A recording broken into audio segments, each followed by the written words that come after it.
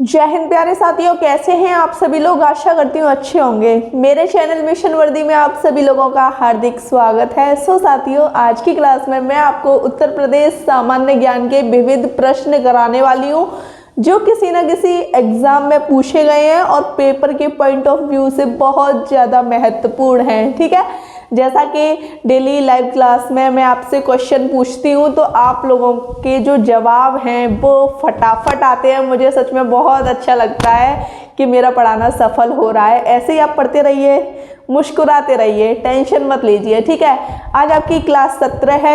ये class UP police constable और UP से संबंधित जितने भी एग्ज़ाम होंगे उनके लिए बहुत ही ज़्यादा महत्वपूर्ण है। चलिए हम क्लास को स्टार्ट करते हैं। आज की क्लास में बहुत ही अच्छे क्वेश्चंस हैं।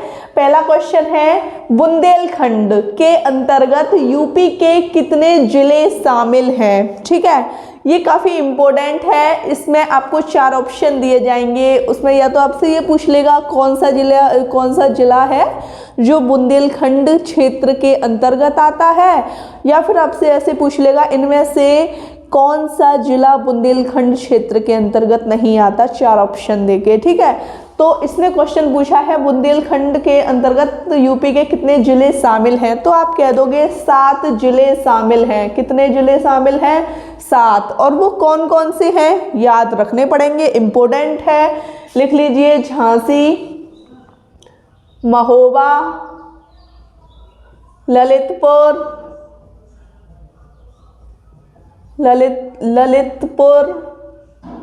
जालौन, इंपॉर्टेंट है इसलिए लिखाया है मैंने आपको। ठीक है, हमीरपुर,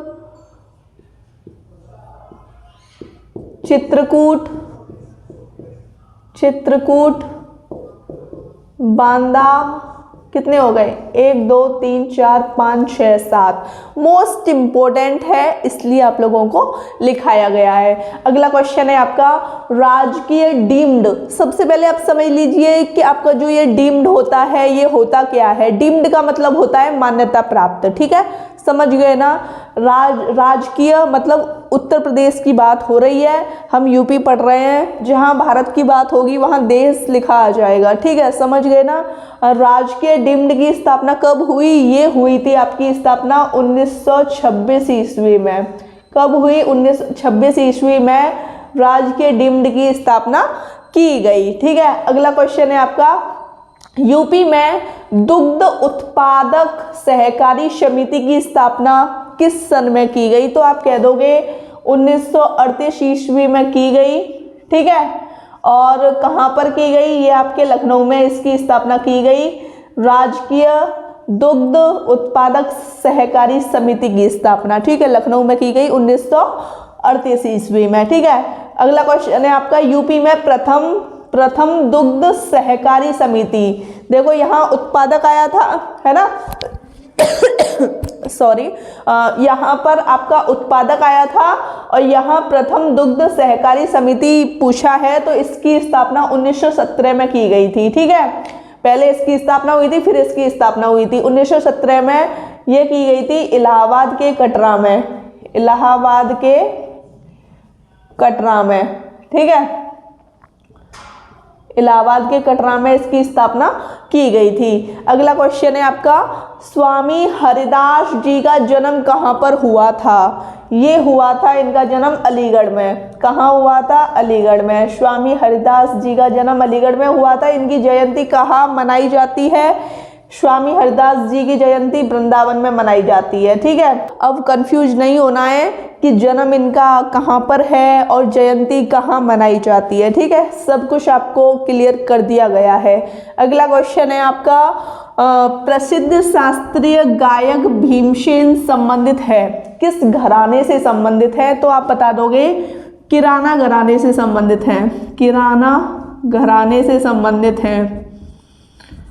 और एक और है जो कि किराना घराने से संबंधित हैं, उनका नाम है हीराबाई। वो भी आपकी जो हीराबाई हैं वो भी किराना घराने से संबंधित हैं। और जो काले खां वो भी किराना घराने से संबंधित हैं। ठीक है, हीराबाई, भीमसेन और काले खां किससे संबंधित है, किस घराने से संबंधित है, तो आप बता दोगे किराना घराने से संबंधित है। ठीक है, अगला क्वेश्चन है आपका कि यूपी में चौधरी चरण सिंह स्टेडियम कहाँ पर स्थित है, तो आप बता दोगे मुजफ्फरनगर में है। कहाँ पर है, मुजफ्फरनगर, मुजफ्फरनगर में है चौधरी चरण सिंह स्टेडियम। ठीक है, अगला क्वेश्चन है ग्रीन पार्क स्टेडियम कहाँ पर है यूपी में, तो ये आपके कानपुर में है। कहाँ पर है, कानपुर में है। ठीक है, अब आपका अगला क्वेश्चन है केडी सिंह स्टेडियम कहाँ पर है, ये लखनऊ में है। केडी स्टेडियम कहाँ पर है, लखनऊ में।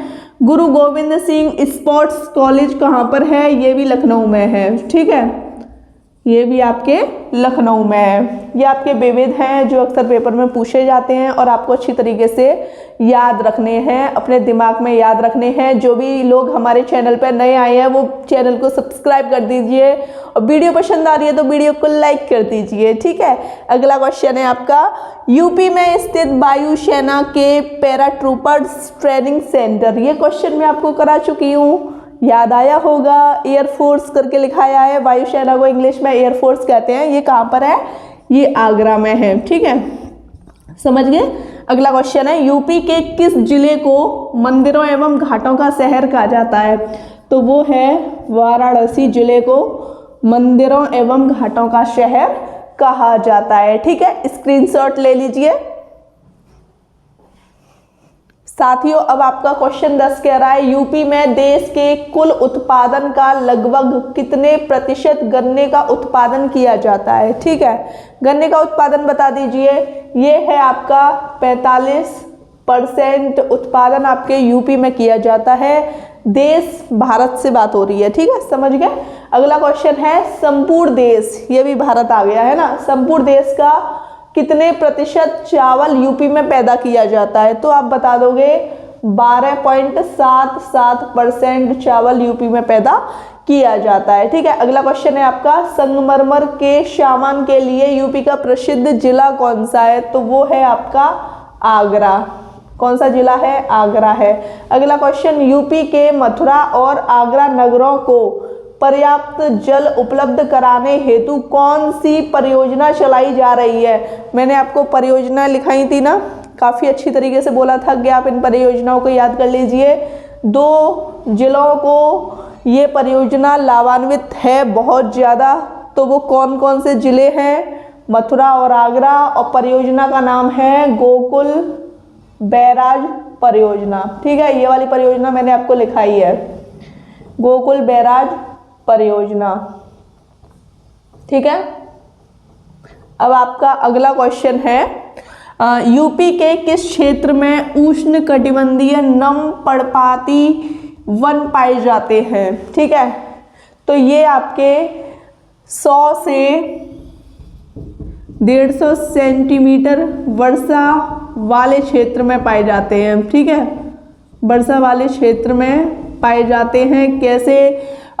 कैसे पाए जाते हैं वन, उष्ण कटिबंधीय नम पर्णपाती वन पाए जाते हैं 100 से 150 सेंटीमीटर वर्षा वाले क्षेत्र में। ठीक है, अगला क्वेश्चन है आपका करतनिया घाट अभ्यारण्य कहाँ पर है, ये आपके बहराइच में है। कहाँ पर है, बहराइच में है। अगला क्वेश्चन है महावीर स्वामी अभ्यारण्य कहाँ पर है, ये आपके झांसी में है। ठीक है, अगला क्वेश्चन है आपका नवाबगंज पक्षी अभ्यारण्य कहाँ पर है, ये आपके उन्नाव में है। ठीक है, कहाँ पर है, उन्नाव में है। ठीक है, अगला क्वेश्चन है आपका यूपी में वैकल्पिक ऊर्जा संबंधित राज्य स्तरीय पार्क की स्थापना कहाँ की गई, ये आपके लखनऊ में की गई। ठीक है, कहाँ की गई, लखनऊ में स्थापना की गई राज्य स्तरीय पार्क की स्थापना। ठीक है, बिरादरी पंचायत किस जनजाति की प्रमुख आदिवासी संगठन है, तो एक जनजाति है बुक्सा, उसकी जो संगठन है क्या है, बिरादरी पंचायत। ठीक है, कौन सी जनजाति है, बुक्सा। ठीक है, समझ गए ना, इनका स्क्रीनशॉट ले लीजिए। अब आपसे क्वेश्चन नंबर 21 कह रहा है किस परियोजना में यूपी, बिहार, नेपाल सम्मिलित हैं। देखो जो चैप्टर्स मैंने कराए थे उनके क्वेश्चंस आ रहे हैं और फंस भी रहे हैं, ठीक है, समझ पा रहे हैं ना, क्वेश्चन आ रहे हैं और फंस भी रहे हैं। ये मैंने एक परियोजना लिखाई थी, गंडक परियोजना, ठीक है। अभी आपकी गोकुल बैराज परियोजना भी कराई थी, वो मथुरा और आगरा जिलों को जल प्रदान करेगी वो परियोजना, ठीक है, लाभान्वित है उन 2 जिलों के लिए। और ये जो परियोजना है इसमें यूपी, बिहार, नेपाल सम्मिलित हैं, ठीक है। कौन सी परियोजना है आपकी? गंडक परियोजना, ठीक है, समझ गए ना। परियोजना जो आपको लिखाया है वो आपका फंसेगा पेपर में, ठीक है। 99% आपको बिल्कुल अच्छा कंटेंट दिया गया है, ठीक है। अगला क्वेश्चन है आपका बेतवा नदी। देखो क्वेश्चन आ गया, बेतवा नदी पर निर्मित राजघाट बांध, है ना, परियोजना में यूपी के अतिरिक्त कौन सा राज्य सम्मिलित है, ठीक है। तो कौन से राज्य की बात हो रही है? मध्य प्रदेश, एमपी, है ना। ये जो राजघाट बांध परियोजना है इसमें यूपी के साथ साथ एमपी भी सम्मिलित है ना। अगला क्वेश्चन है आपका यूपी में प्रकाशित प्रथम हिंदी पत्र कौन सा था? तो ये था आपका बनारस अखबार, ठीक है, बनारस अखबार था आपका प्रथम हिंदी पत्र, ठीक है। क्वेश्चन 24 कह रहा है आपका स्कंदगुप्त ने यूपी के किस जिले में भीतरी अभिलेख लिखवाया था, है ना, किस जिले में? तो ये है आपका गाजीपुर जिले में, ठीक है, दिख रहा है ना आपको अच्छे तरीके से। अगला क्वेश्चन है आपका राज्य के किस जनपद में रेलवे का संग्रहालय है? तो वो है आपका वाराणसी। कौन सा जिला है? वाराणसी, जिसमें रेलवे का संग्रहालय है। अगला क्वेश्चन है आपका यूपी में औद्योगिकी सहकारी संघ की स्थापना कब की गई? ये सन 1952 ईस्वी में सहकारी संघ की स्थापना की गई थी। अब बात आ गई झांसी की स्थापना कब की गई थी? तो आप बता दोगे 1613 ईस्वी में आपकी झांसी की स्थापना कर दी गई थी, ठीक है। क्वेश्चन 28 कह रहा है यूपी में कुओं एवं नलकूपों द्वारा लगभग कितने प्रतिशत भूमि की सिंचाई की जाती है? ये आपकी 66% क्षेत्र में आपके यूपी में कुओं और नलकूपों द्वारा सिंचाई की जाती है। सिंचाई भी मैंने आपको नदियों में अच्छी तरीके से पढ़ाया है, ये क्वेश्चन भी आपका मिल गया है, ठीक है। यहाँ से आपके 1 2 3 प्रश्न आपको देखने को मिल गए हैं। तो मैं कह रही हूँ नदी वाला जो टॉपिक है बहुत ही अच्छी तरीके से याद कर लेना, उसे दिमाग में रख लेना और डेली रिवीजन करना बहुत ही ज़्यादा महत्वपूर्ण है। जो भी लोग हमारे साथ जुड़ रहे हैं ऐसी मतलब क्लास लेने के लिए, अच्छा कंटेंट पाने के लिए चैनल को सब्सक्राइब करने के बाद बेल आइकन पर दबाना ना भूलें, ठीक है। और साथ के साथ वीडियो को लाइक भी करते चलिए और अपने दोस्तों के साथ शेयर भी करते चलिए, ठीक है। और आपका अगला क्वेश्चन है रानीपुर अभ्यारण्य कहाँ पर है? ये आपके प्रयागराज में है। कहाँ पर है? प्रयागराज में, ठीक है।